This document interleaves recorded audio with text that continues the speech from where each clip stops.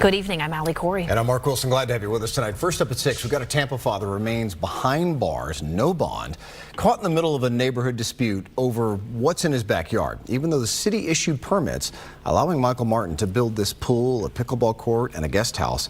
A judge agreed with his neighbors who opposed all the renovations. Martin was ordered to tear everything down. Fox 13's Ariel Placencia joins us live in Beach Park, the South Tampa neighborhood, with more on this. Hi there, Ariel. This is such an unusual case here, but I know you're standing in front of that guest house. Where are we with this today? Yeah, Mark, definitely an unusual case, and you said it. I'm standing in front of the guest house. It's 2 stories, and neighbors reportedly raised concerns over their views and their privacy. And we're told that Michael Martin did remove windows on the backside of that guest house and that he also planted vegetation all around the yard. But his attorney tells me that he was ordered to remove it all, that he needed to demolish the guest house and remove the pickleball court and the pool. And since it's obviously still here, that's why he's in jail.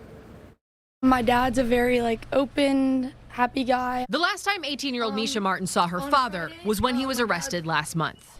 Please bear with me. I never imagined I'd be in a position like this.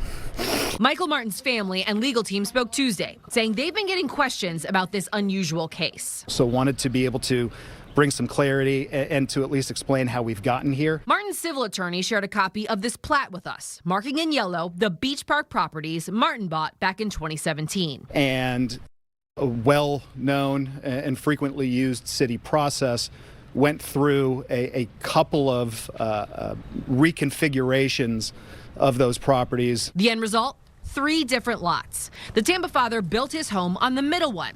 Now, his backyard has a unique triangular shape because it includes what used to be an old cul-de-sac, labeled E on the map, that used to connect to an old vacated alley. Martin's attorney says the city of Tampa approved and issued the proper permits, allowing him to build a 2-story guest house, pickleball court, and pool on that land. It was after construction began, and specifically construction of the guest house behind me, that there was a challenge by his neighbors. Court documents show those neighbors, the Babbitts, did not believe the structure was legal. They argued Block E was set aside as a public area, not appropriate for development, and that the plat has never been abandoned or nullified. They also said the guest house blocks sunlight and has diminished their property value. Mr. Martin, made the choice to thumb his nose at that warning and continue building, which, until the court ruled, he had every right to do. But the law says that you do that at your peril. The court ultimately agreed with the Babbitts. Martin was ordered to demolish everything in the backyard, which his team says could cost up to $800,000. He appealed. We took the position that the demolition could not go forward because to do so would render his appeal moot. As a result, Martin was found in contempt. He was arrested and remains in jail. He's actually a person with a really big heart who really cares about others and shows up for other people. His family and friends, including realtor Melissa Herrera, desperately want him home.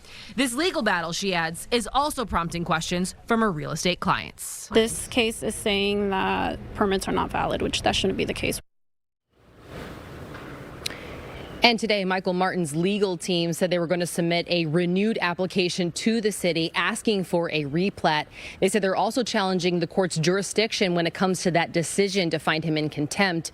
And meanwhile, I did reach out to the Babbitt's attorney and asked for comment, and I'll let everyone know when I hear back, Mark. All right, Ariel Placencia live for us. Ariel, thanks much. And we do want to follow this. We did get a statement to Fox 13 from the city of Tampa, and they tell us, quote, the city of Tampa approved the improvements, but neighboring residents challenged that decision in court. Their statement goes on to say the court ultimately ruled that the area in question was not buildable, a decision that was later upheld on appeal. This is a legal matter between the litigants and the courts.